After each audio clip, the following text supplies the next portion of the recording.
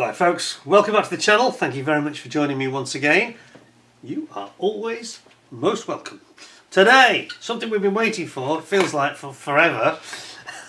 I complained last year when Airfix were a bit slow with their Buccaneer coming through at Christmas from 23 to 24. But this year we've had an absolute much worse scenario with Tamiya. Tamiya of all people. Obviously there's been some logistical issues, but we've been waiting for this kit, the new Porsche 911 GT3RS, the 992 edition. An absolutely amazing car, it seems. But this kit was supposed to come out in November of 24. It's supposed to be at Scale Model World at Telford.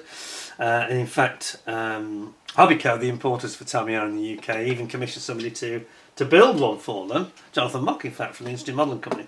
And he did a nice job of it, but it wasn't there. And I was saying to them, where is it? Where is it? And they said, And they didn't have any boxes of this and no samples of it or anything, so it just never came. And obviously decided not to show it. It's a bit of a shame.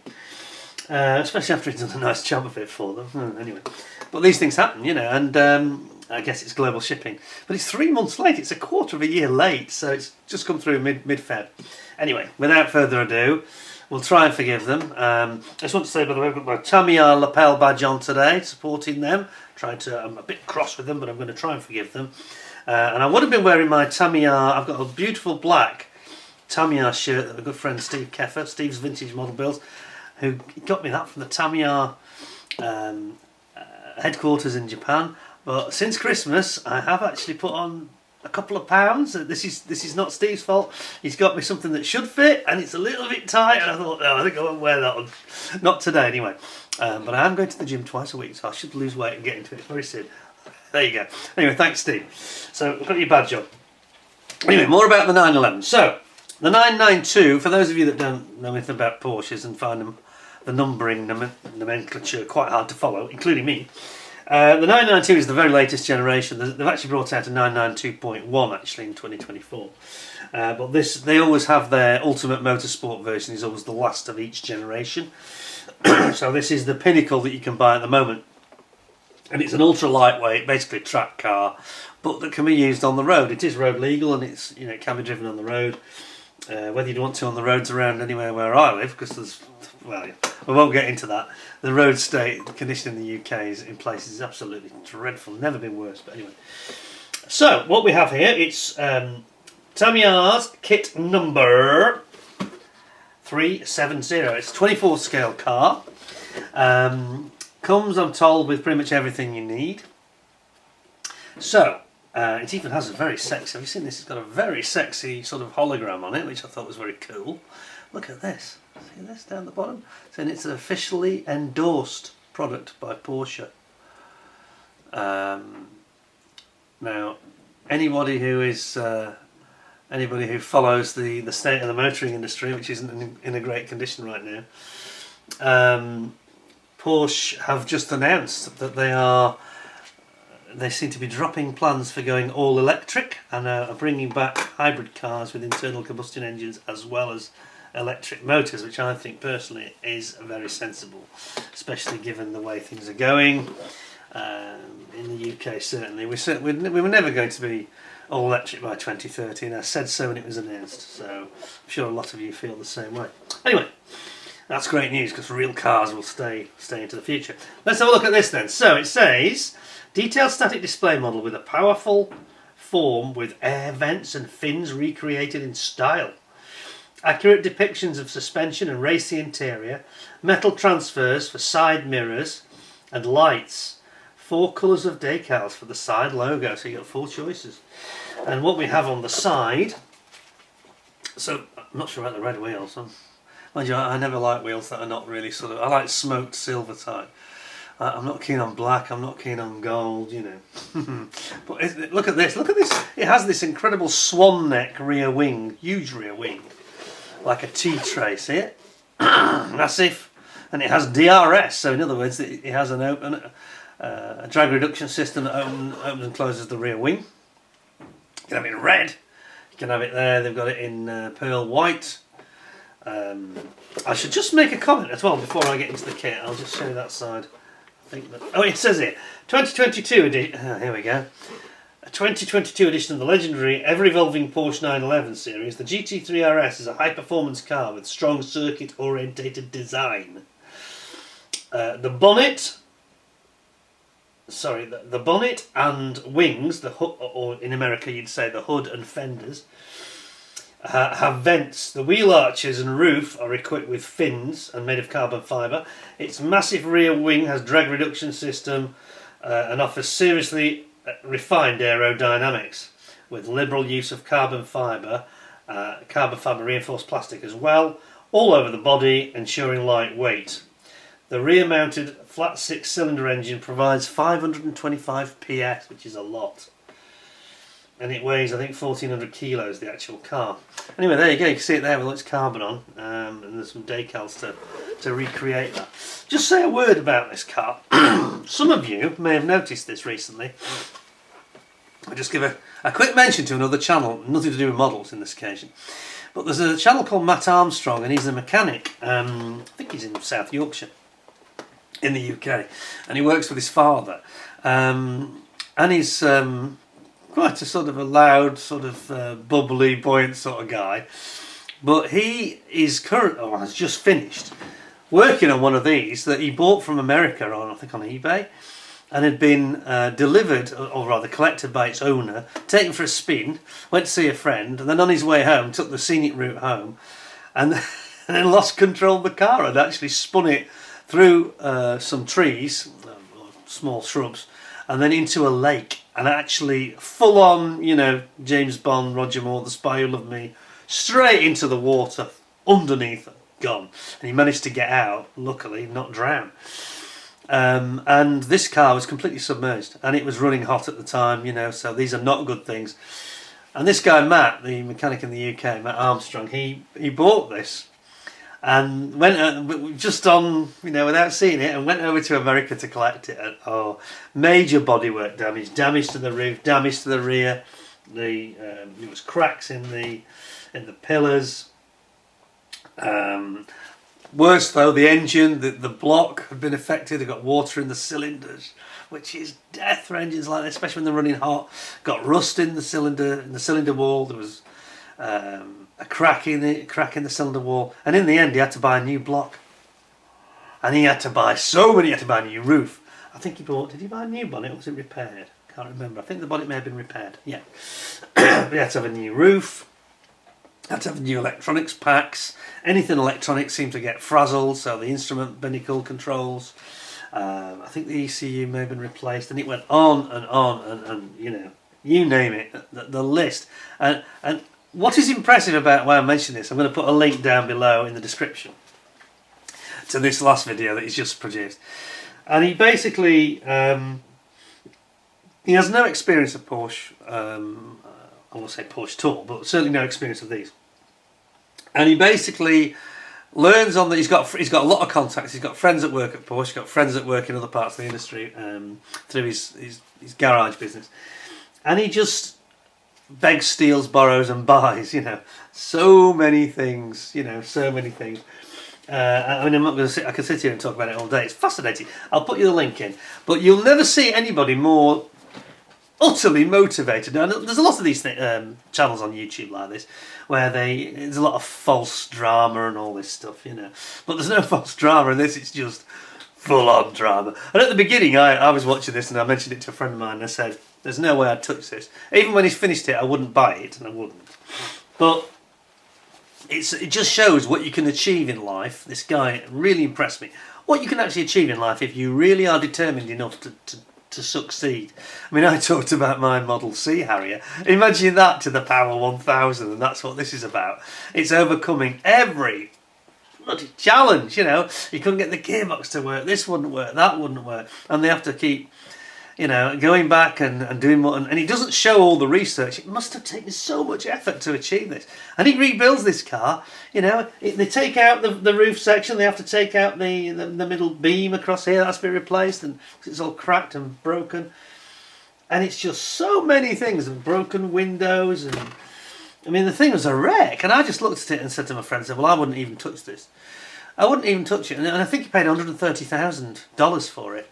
I wouldn't have given you 30 for it. It was just a mess. And, you know, the thing, all this stuff had been under the water, and anyway, it does make very, very fascinating watching, and it's this car. So anyway, I'm not going to go on about that too much, but I will put you the link, let you have a watch of it yourselves. But trust me, people in the comments are all saying, "Oh, that's it. I've just watched an hour of this, and it wasn't long enough," sort of thing. But I think it did 4 bits in total, so it shows pretty much everything, you know.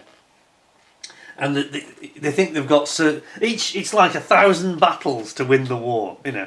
And he thinks he's won the battle, and then he suddenly at the last minute finds that it doesn't work, and so on. The headlight doesn't work, you know, and so on and so on and so on. And it's just how do you get around the problem without just throwing money at it? But I haven't heard the final numbers yet. It'll be very interesting, because I think there's a retailing for about 185,000, something like that. Don't quote me on that. But this is a typical problem with these limited cars from Porsche. Within hours, the only way you can get one, by the way, is by being chosen by the dealer, apparently, because they have a very short run of them.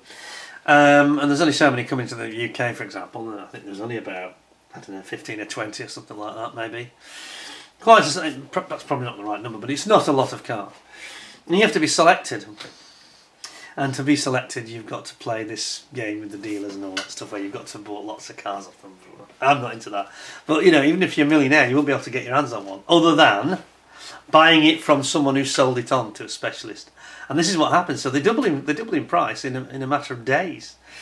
Very expensive toys. Anyway, let's have a look at the kit. So we have here, it's the very latest thing from Tamiya. It's one of their highlights of 2024. It's supposed to be.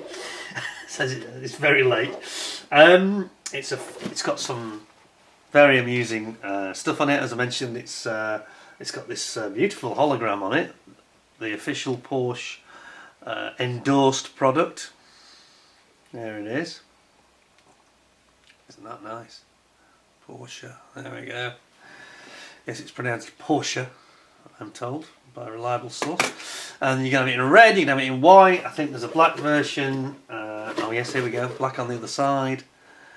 And then finally there's a bit of a write-up here, and it says in 2022, the addition to the legendary ever-evolving Porsche 911 series, the 911 GT3RS is a high-performance road car with strong circuit-orientated design, and the bonnet and the wings have vents in them. The roof is carbon fibre, as is the bonnet. Also has fins on them. Massive rear wing drag reduction system. And it goes on to say it's got a rear-mounted flat-cylinder, six-cylinder engine providing 525 PS. 124 scale kit. Let's have a look at it then, without further ado. Because this is something I was hoping to have in my kits of the year.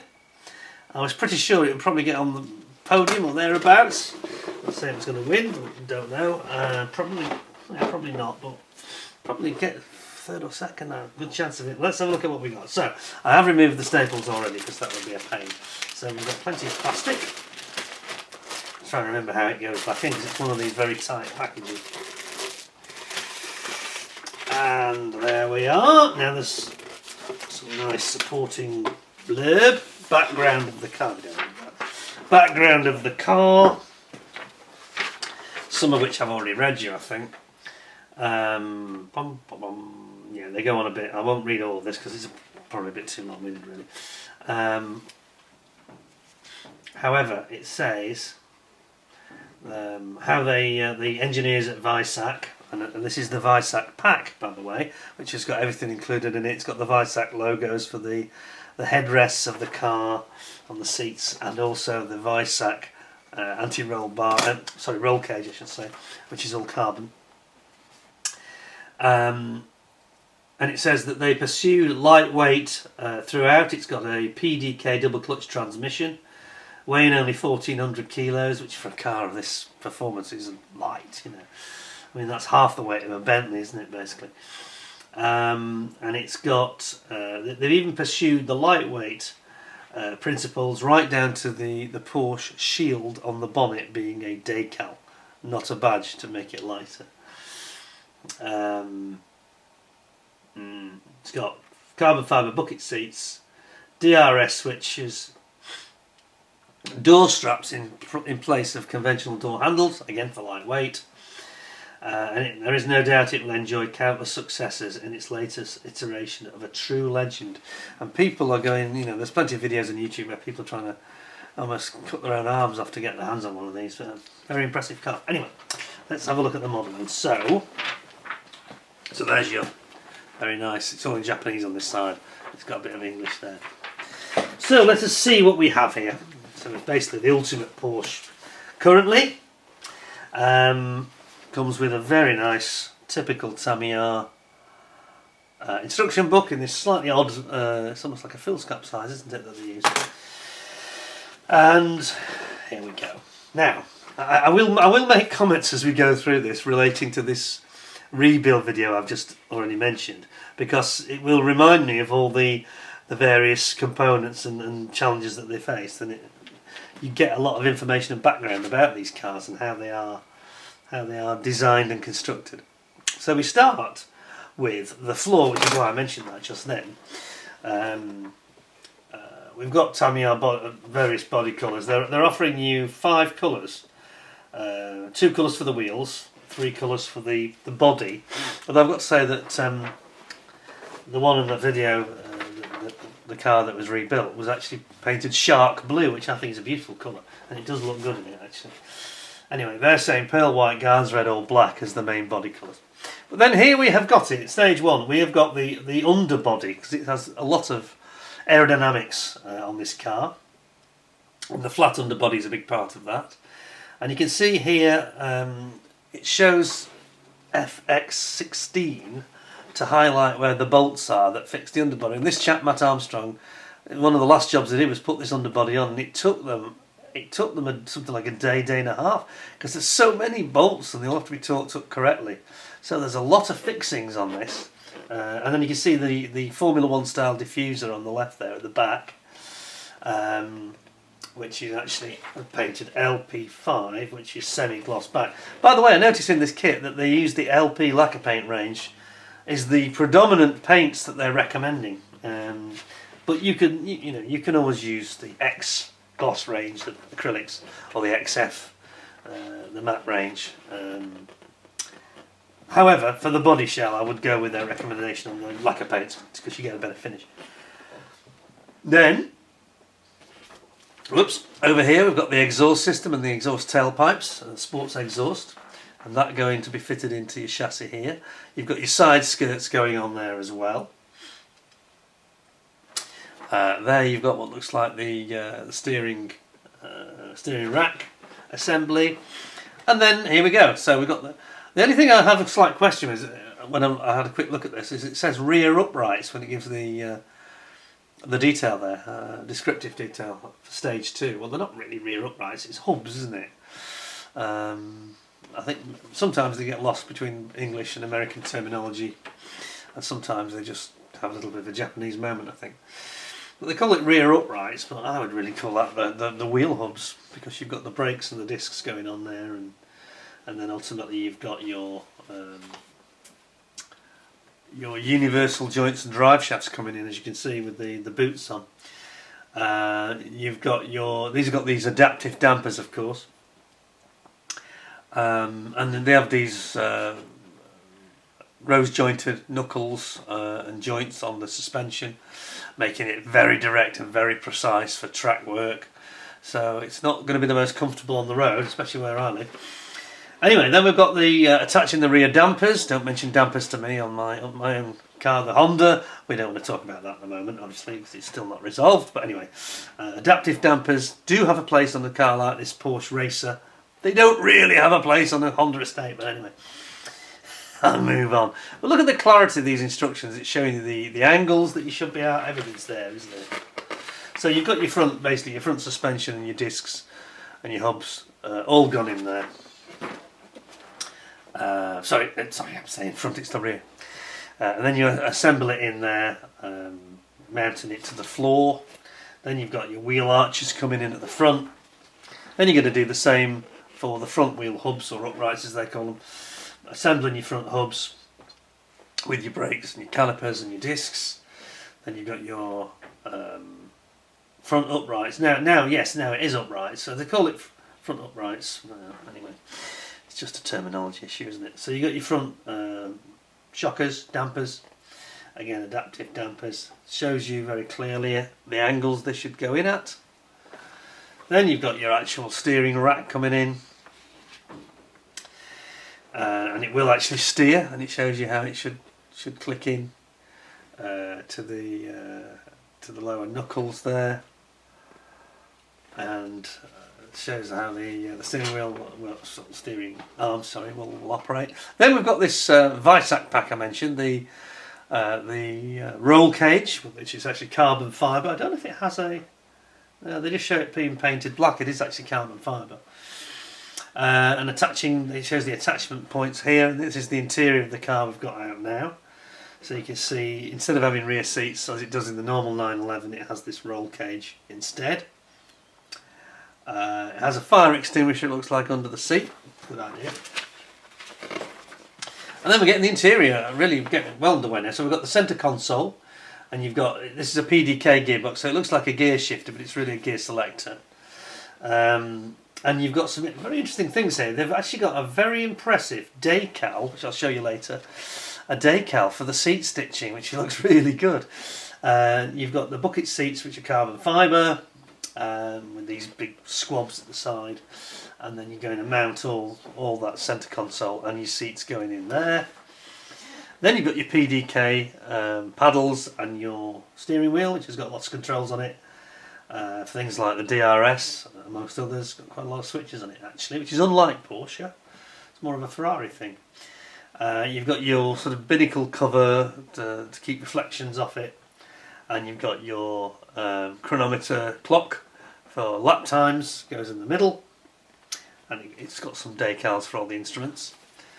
Then you've got your door cards, door panels as they call them, going in here, and yeah, they're just basically the internal door trims, and then is that the door itself? Oh, that's the outer door. No, it is just the door card, the inner door.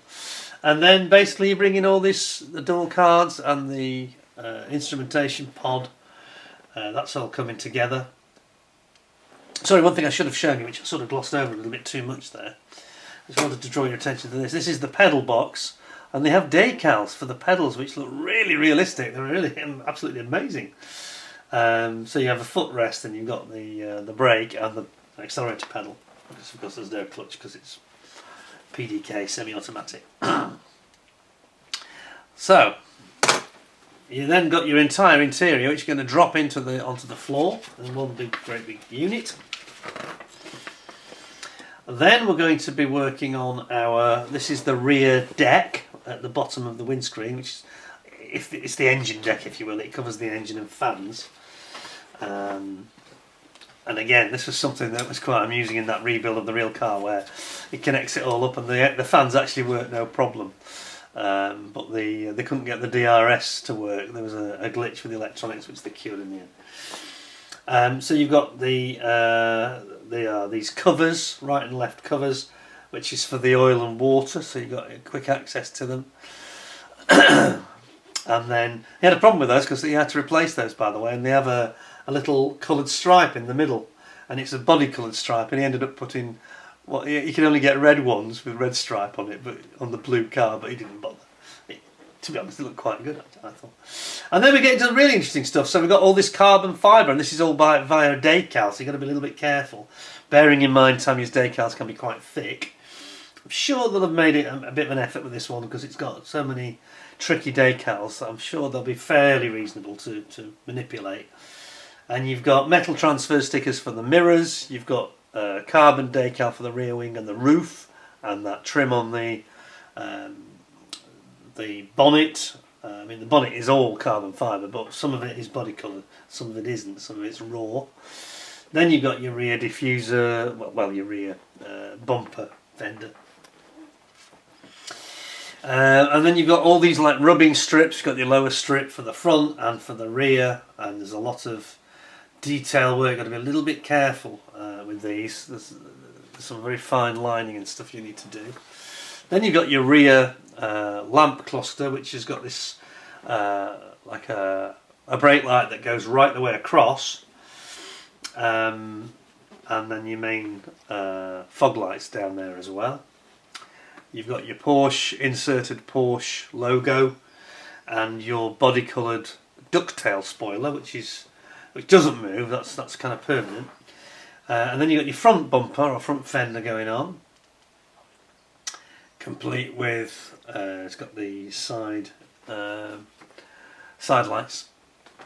And then we start with some of this aero stuff. So you've got these very intricate aero channels, because in this car, unlike most 911s which have a front trunk or boot at the front, this doesn't. That space is filled with a really great radiator. So it has a radiator that is, for aerodynamic reasons, they didn't want to have a very deep chin area because that is draggy.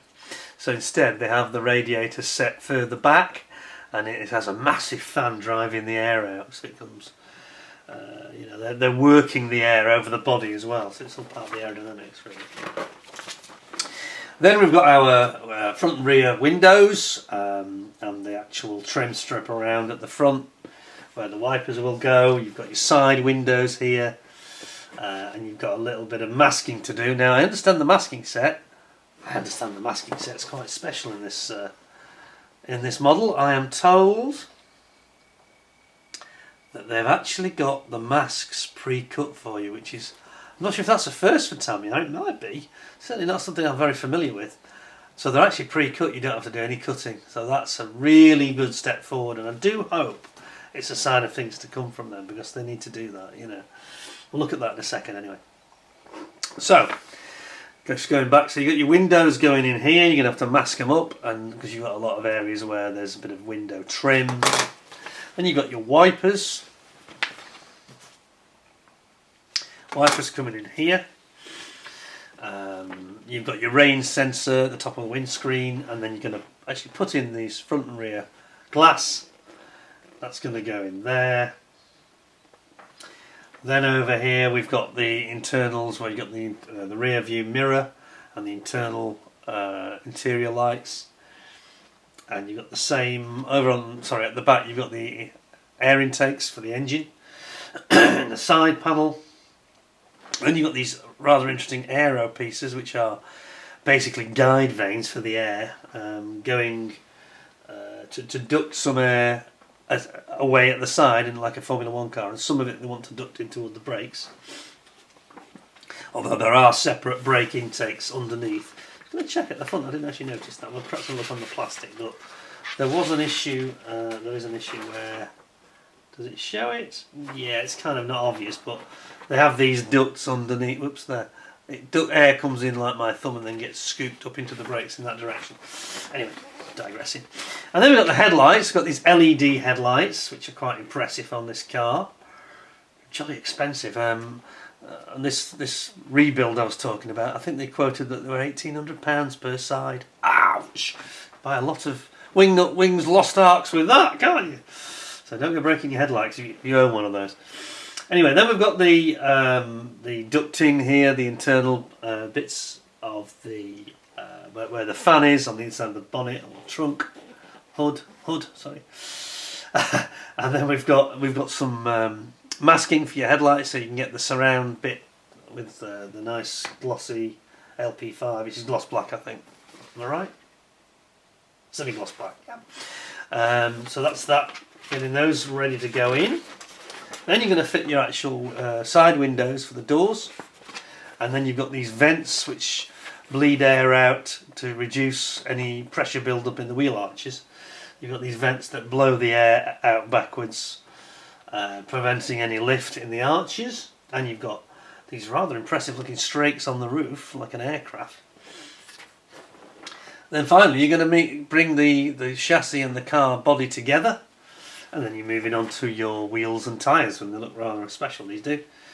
They've got centre lock wheels on these. It doesn't have wheel bolts, it has a centre lock nut like a racing car. Bringing those in here, and they're going to actually be fitted then into your car. Just leaves some of the fine detailing, things like side repeaters. You've got these the aero exit guide vanes at the back of the wheel arch again.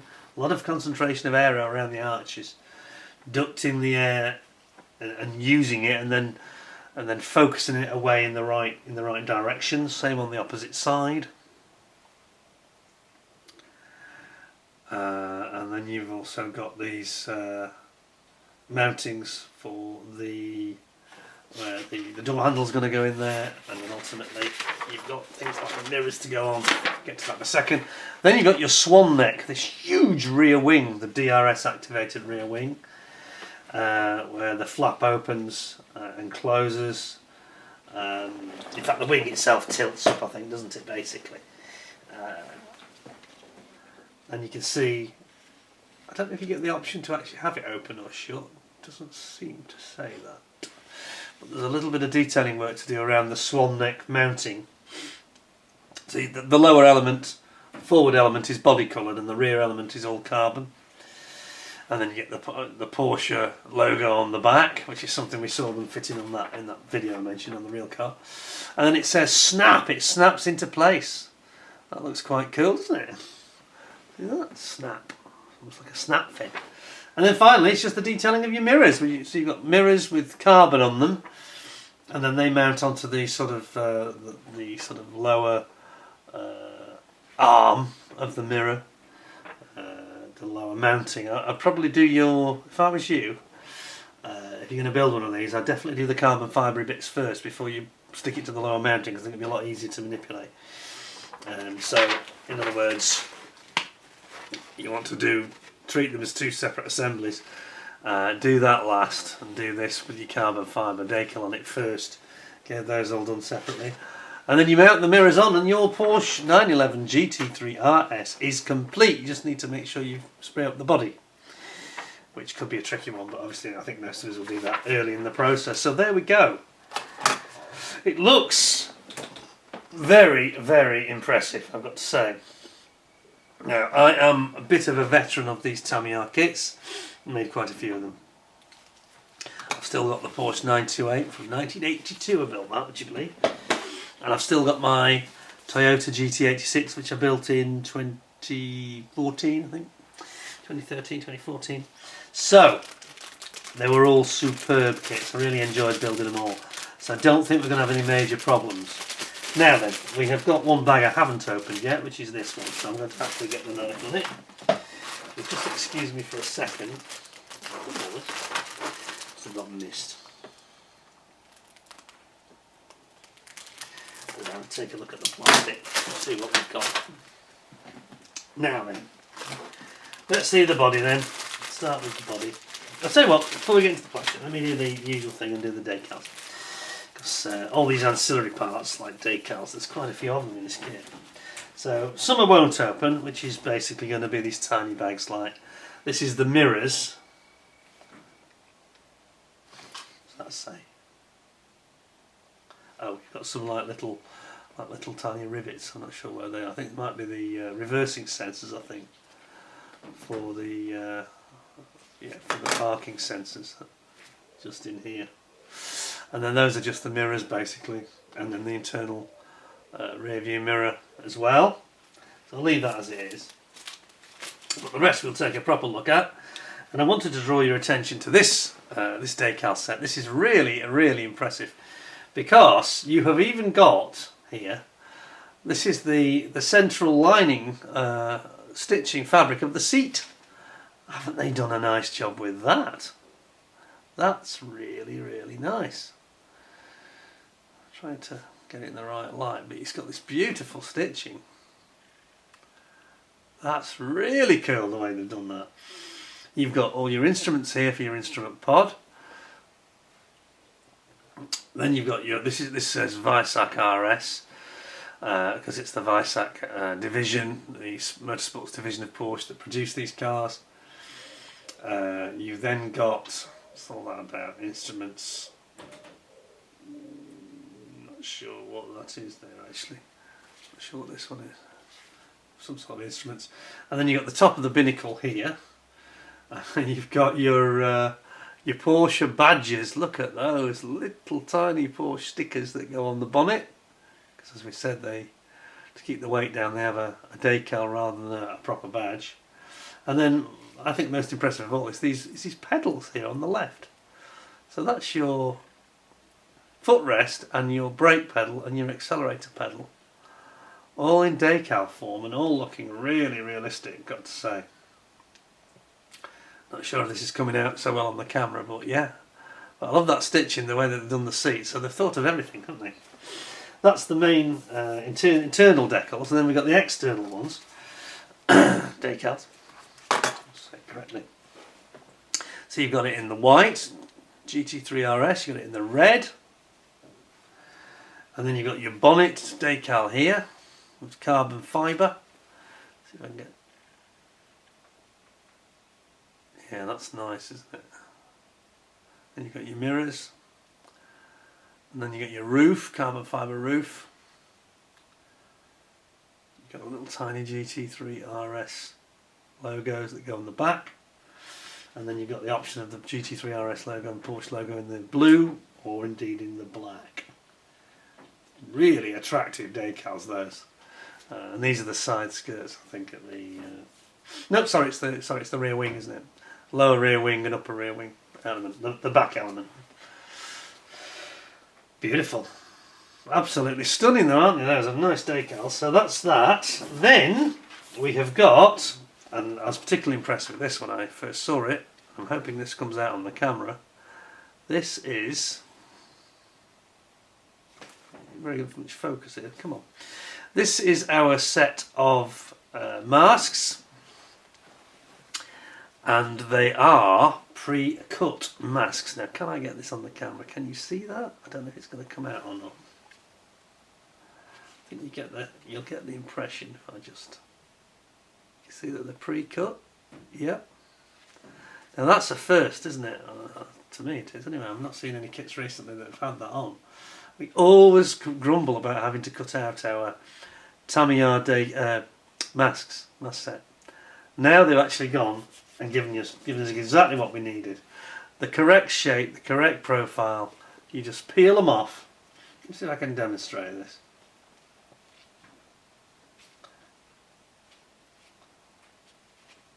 Yeah, you can clearly see it there, can't you? Clearly see it. Yeah.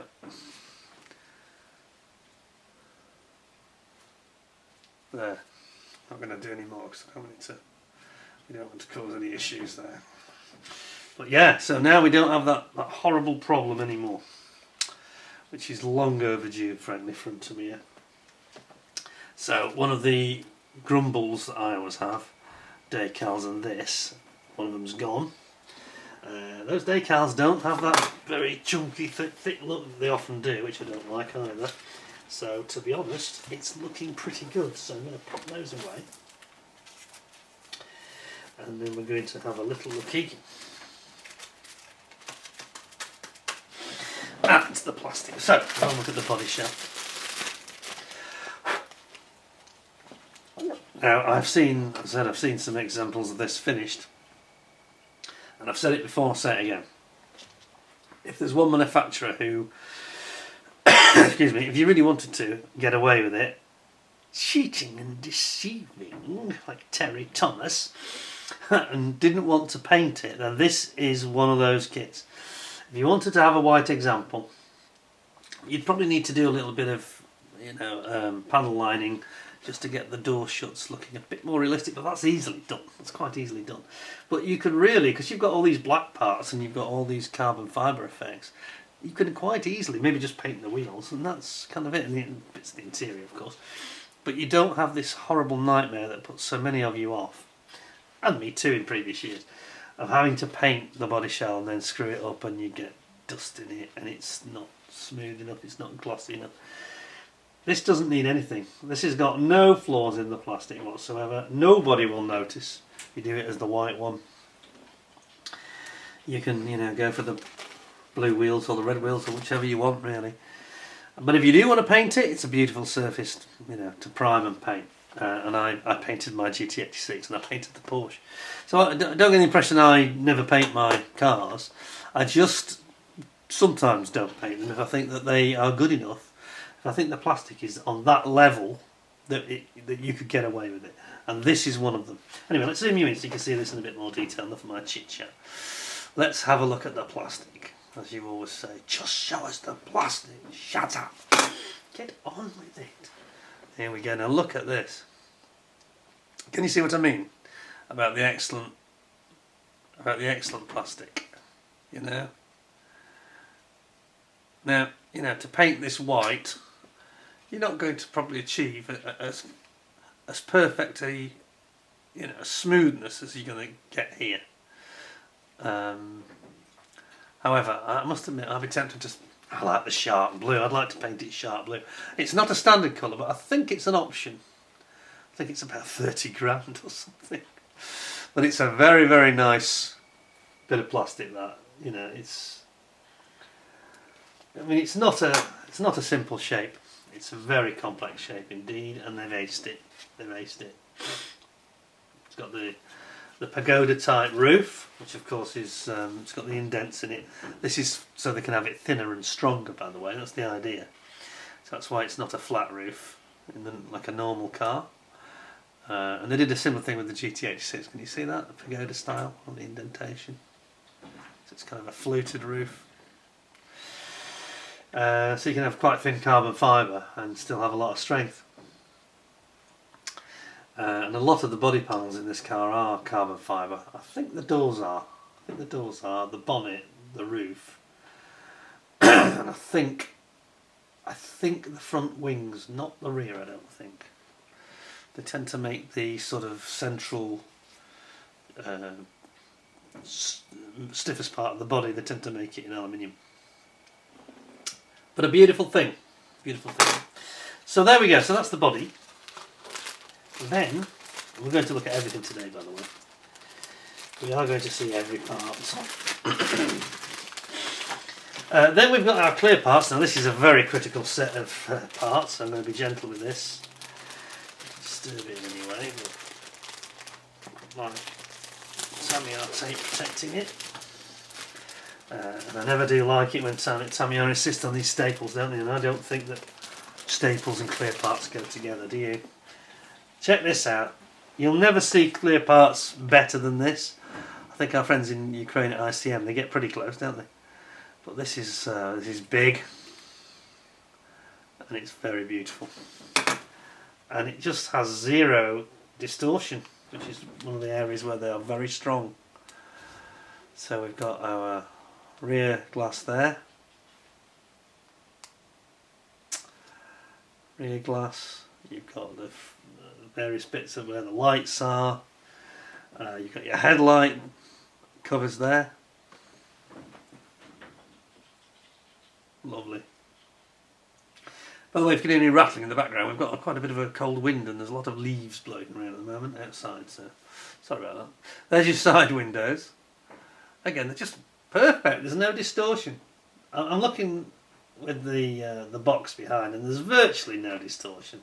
Maybe a tiny bit on those side windows toward the top, but not like you normally see, you know, on clear parts. It's so perfect. I'd say there's less than 2-3% distortion, and on the windscreen and the rear screen I can't really see anything that I would call distortion, despite the shape of it, you know. That's beautiful clear parts. So no problems there then. Absolutely stellar. Put that back in there. So far so good. I mean, I'd be surprised if we see anything that's really going to upset me here.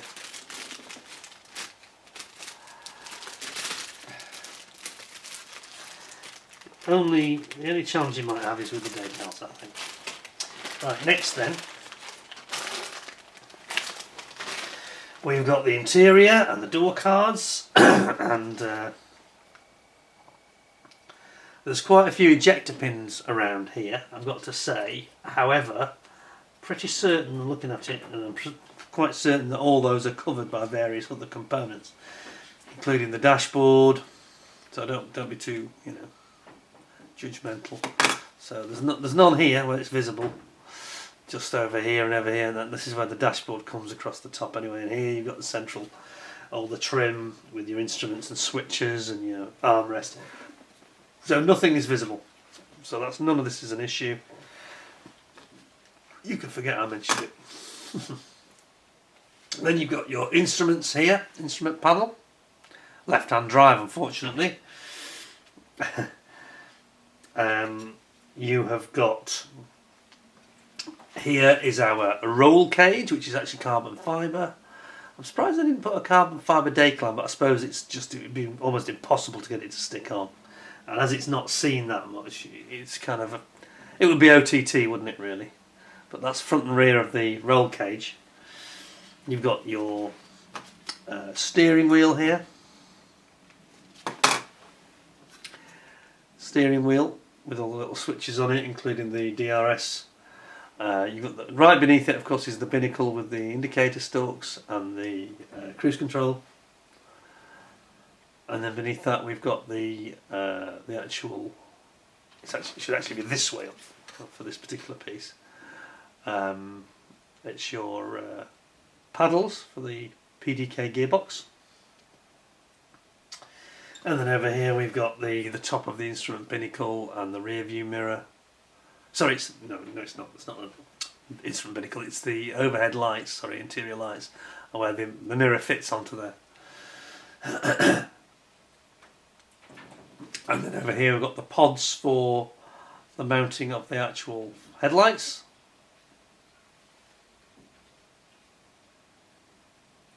And then we've got part of the door cards.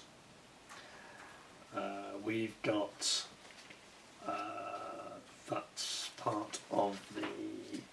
We don't get an engine, do we? That's the only thing we don't get in this kit, actually. But the trouble is with these cars, you don't see the engine, so it's almost impossible for them to do it. It'd be completely pointless. I mean, an interior kit on a tank would make more sense than doing that. But look at these beautiful, beautiful, beautiful PCCB Porsche carbon ceramic brakes discs. Aren't those nice? See the other side? Other side, yeah, no, you can't see it on the other side. So it's only on one side, on the exterior side, that you see all the drilled effect. So you've carbon discs. Over here we've got this centre console I talked about, which covers where the ejector pins are. Here's your armrest, which flips up. Cup holder here. This is where the gear shifter is. And then that's where it mounts in. That is the gear shifter, in fact. See it? It's just here, above my thumb. That's very nice. That's a lovely sprue. Yeah, can't fault it. No issues, no glitches, no flash, no nothing at all. There are no nasties whatsoever there. That's exactly what you'd expect, isn't it?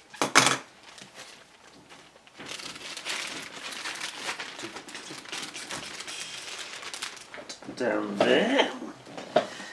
With that. Then we have got our floor. Now this was interesting when I saw this the videos on YouTube when they were rebuilding this car, and they said, oh yeah, just put the floor on. And it took them. He said it was 65 million bolts. He said, slight exaggeration, but there are quite a lot of them, in fairness. And look at the shaping. Look at the aero. So we've got aero veins underneath. Which, can you see that? I'm forgetting this. Yes, can you see? There they are. You can see the aero fins which duct here, which duct the air out. They try to fan it out away from the centre of the car. So they're basically working the air, those vanes are, and they're all moulded in for you. And then you've got all these bolts which hold on this huge flat floor, and then ultimately you come to your rear diffuser, which looks absolutely epic, doesn't it? It really does look nice. Look at that rear diffuser, like a Formula 1 car, which of course creates downforce at the back. That's really, really nice. Get your side skirts over here, and then you've got your swan neck arms that support the rear, the great big rear spoiler. DRS system. And then over here you've got, this is the rear deck, where the rear centre brake light is, and then you've got either side you've got these covers where you actually can access the oil and water. You've got your front air dam intake for the radiator and the intercoolers. That's the panel there is the one that goes, the ducting panel that forces air out through the hood or the bonnet after it's been worked by through this fan, great big fan. And then over here you've actually got the rear spoiler. It's the back of it actually. This is the rear carbon fibre element of the spoiler in black. Isn't that lovely? It's just flawless, isn't it? It's plastic fantastic, quite literally. And then you've got these beautiful little, these are the aerodynamic vents on the bonnet. Here. The air is ducted out, and sorry, I said the bonnet. It's the front wings or fenders. So this is the vent that stops the build-up of pressure in the actual wheel arches. And then you've got, these are the various ducts and sort of turning vanes which then manage that air from the wheel arches themselves. I mean, absolutely amazing. And then these are two of the bonnet trims, carbon fibre ducts. Absolutely fantastic. Well, I'm very impressed with that. That's a really nice sprue.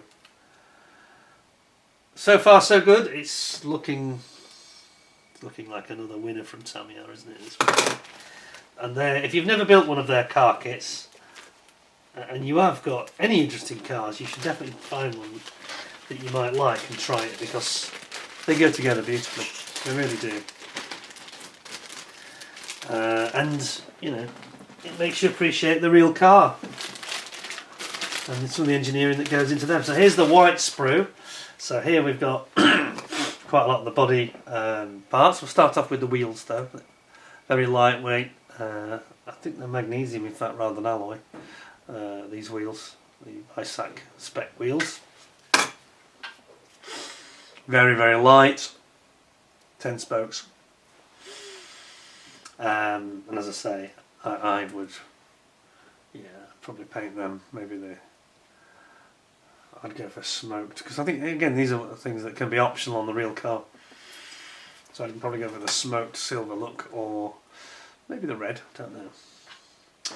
And then we get into all the seats detail. So we've got a lot of detail. These Porsche carbon fibre seats, the sports buckets as they call them. This is part of the Visac pack. And here are these actual seats with the squabs that you end up putting that decal I showed you, the insert with all the red and black stitching, which looks absolutely epic. I think that looks really nice. Give it a real 3D look, you know.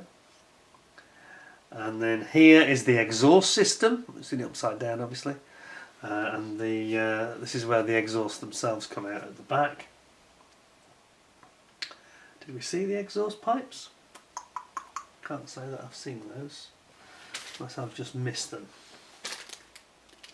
I must have missed them. Where were they? Exhaust pipes. Yeah, don't know. I've obviously missed that. And then here you've got the.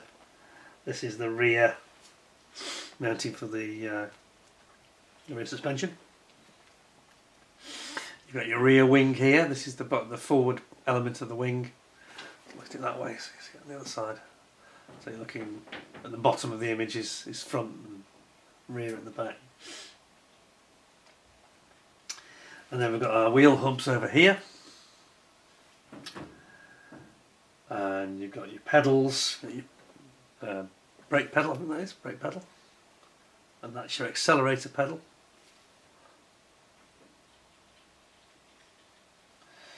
And then you've got your suspension dampers and the drive shafts. Those look nice, don't they? I'm not sure why they've done them in white though. It's a slightly curious choice of colour, I would have thought.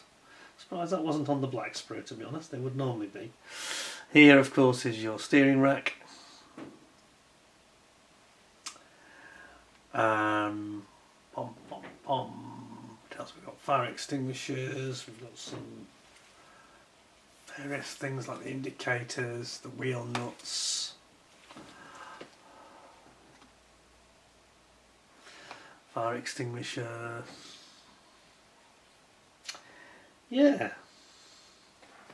Very nice. I didn't miss about the exhaust pipes. I must have missed that. I might go back and just check that in a second. But that's a nice sprue. One or two odd choices with the way they put them on the white sprue. Things like the drive shafts. I'm not sure why they choose them. Maybe they just ran out of space on the other sprues. So I'm not advocating you don't paint anything in these kits at all. No. It's really the body shell, isn't it? The thing that frightens people to death. And it's been striking when I've been doing some of these recent car reviews, kit reviews. Several of you saying, "Oh, I've got that in my stash, but I daren't do it. I daren't." And there is a lot of fear about doing these high gloss finishes because I'm sure many of us have done them and have gone wrong, including me. And this is why I learned to be a cheater and deceiver, become a CAD modeller. Basically because, yeah, I've had a few bad experiences. I'm just trying to find our exhaust pipes. So I'm sure. Oh, there they are. There they are. Yes, I missed them. Let's just go back to this. So I didn't pick up on it. Right, here they are. It's just not paying attention. They're just at the top here. Little pipes. See them? There they are. That's your exhaust pipes there. Hollow. And that's the actual where they come out of the main exhaust exit, and that's the tailpipes themselves. There they are. Yeah, they look really good, don't they? They still look nice, actually. Yeah. Okay. Yeah, as I was saying, I think it's a shame that so many people are put off both figures and cars and things with high finishes. Figures, yeah. Figures are probably trickier and do need more practice, but there's ways to cheat your, as I've said in one of my previous videos, cheat your way to victory with cars. It's worked for me. Not all of them are cheated, of course. I've got some that I've done the hard way, like the Porsche 917, the Le Mans car, Steve McQueen, you know.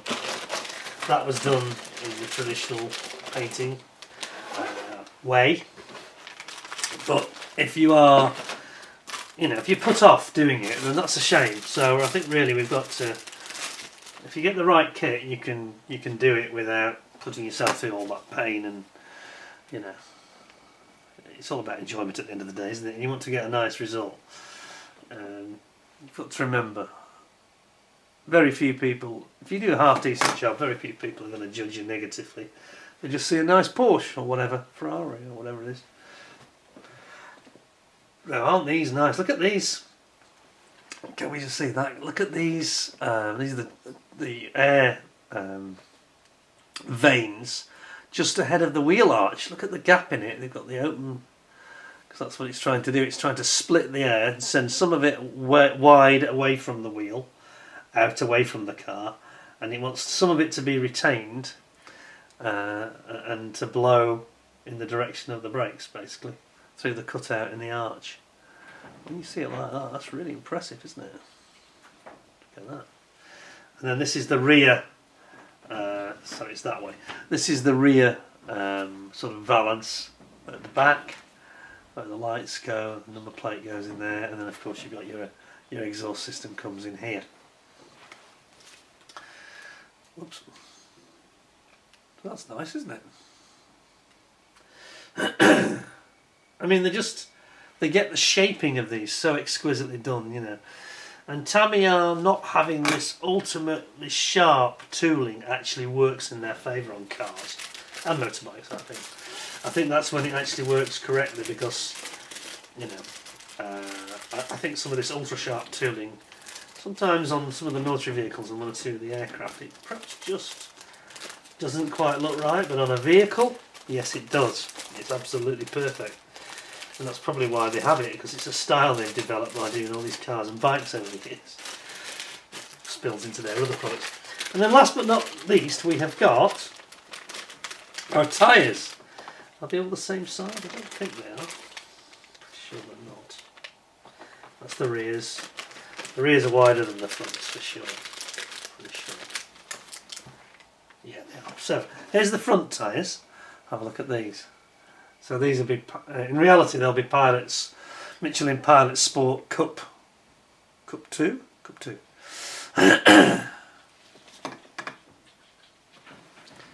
Now the only disappointment on these, because they are beautifully done and they've even got the tread spot on. They've got this asymmetric tread that ducts water out towards the exterior to throw it outwards from the car outboard. The only disappointment is that there's no writing.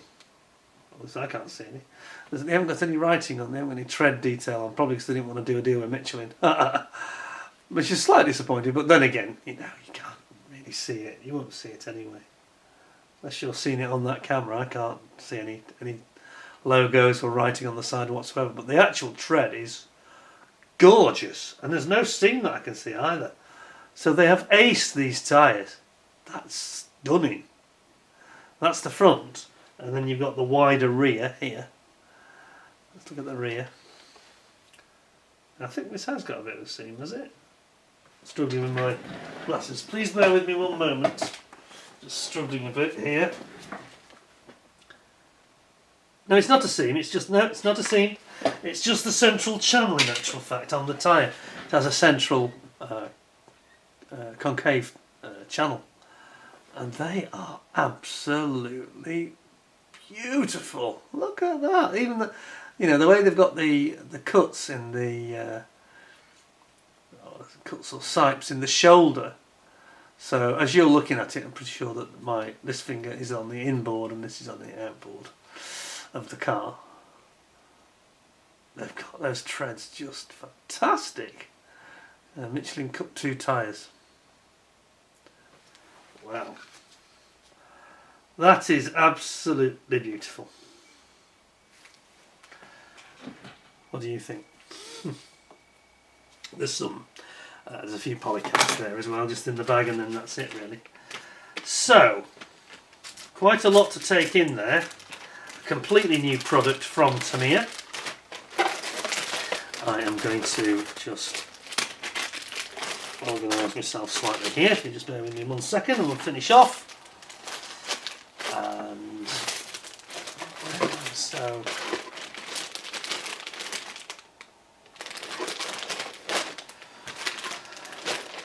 I think that's it. Righty ho. Well, what do we make of that? I think it's 10 out of 10. I can't really find any reservations whatsoever there. As I say, the plastic's so perfect you could get away without painting if you wished.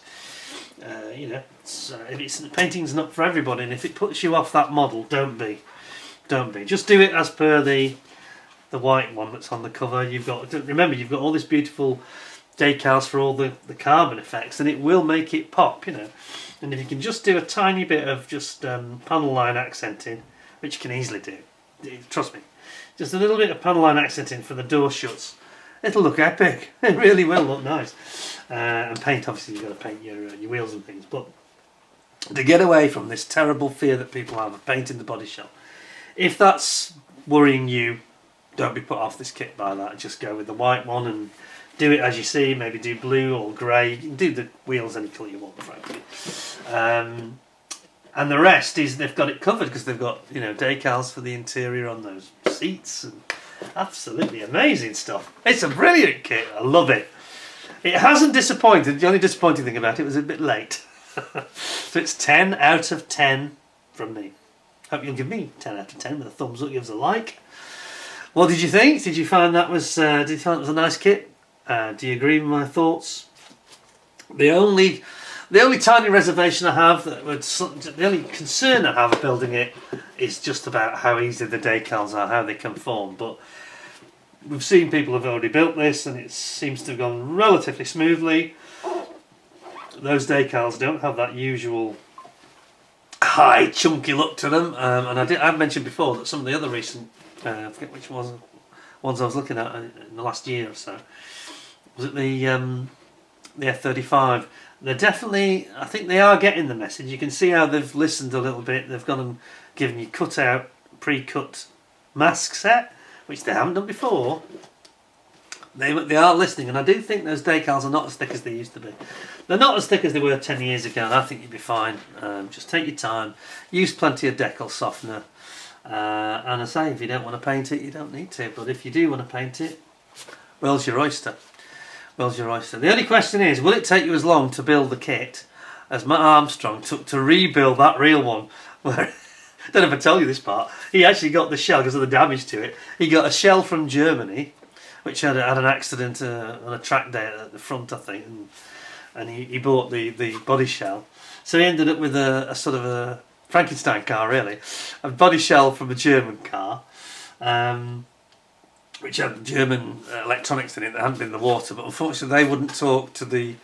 there was some sort of pairing, electronic pairing between the engine and gearbox that was American and the German car, and he had all sorts of problems.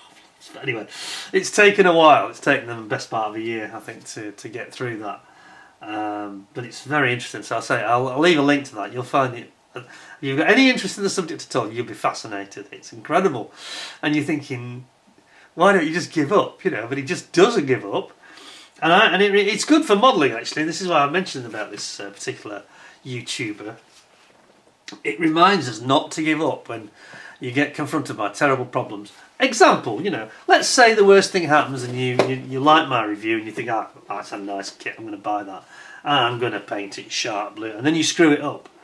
Well, you can get, if you talk to Hobbyco, the importers, you can get spare parts for Tamiya. May take a while because of the distance, of course, but you often can get them to provide spares. So never give up. Never. And that video, I was like, I don't believe he's got the motivation to get up in the morning and do it again, you know, and then find every day there are negative problems coming at him like rain, you know, and he doesn't let any of it beat him. He was very impressive, Matt. So if Matt's watching, probably isn't. Well done, Matt. You did an absolutely stellar job, and it's an example to us all. Never let things defeat you in life. That's the real takeaway from it. Anyway, that's it from me. I hope you thought that was interesting and enjoyed seeing the very latest kit that's coming from Tamiya. I say 10 out of 10 because it is that good. And if that's the sort of kit model that floats your boat, go buy it. I paid $39.99 for that. So yeah, I think it's very competitively priced kit. You get a lot for your money. And it'll look really nice on your shelf at the end, especially with all these carbon effects, because it makes it pop, you know. Fantastic. Anyway, that's it from me for now. Thank you very much for joining me. Don't forget to subscribe if you haven't already, and those of you that have subscribed, make sure you ding the notification bell. And I'll be back in the not too distant future with some more interesting models to show you, and also an update on my other Tamiya kit, the one I'm actually working on, the Mosquito. Don't expect too much, but I am making progress, and that's the important thing. I've got going again, yeah.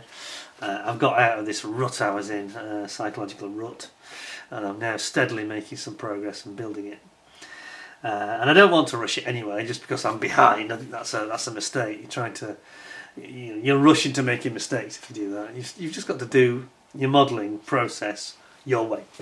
So that's what I'm going to do, but there'll be an update on that, and lots of other things to show you very soon. So in the meantime, thank you very much for watching. Stay well, stay safe, and until next time, thanks a lot, and bye for now.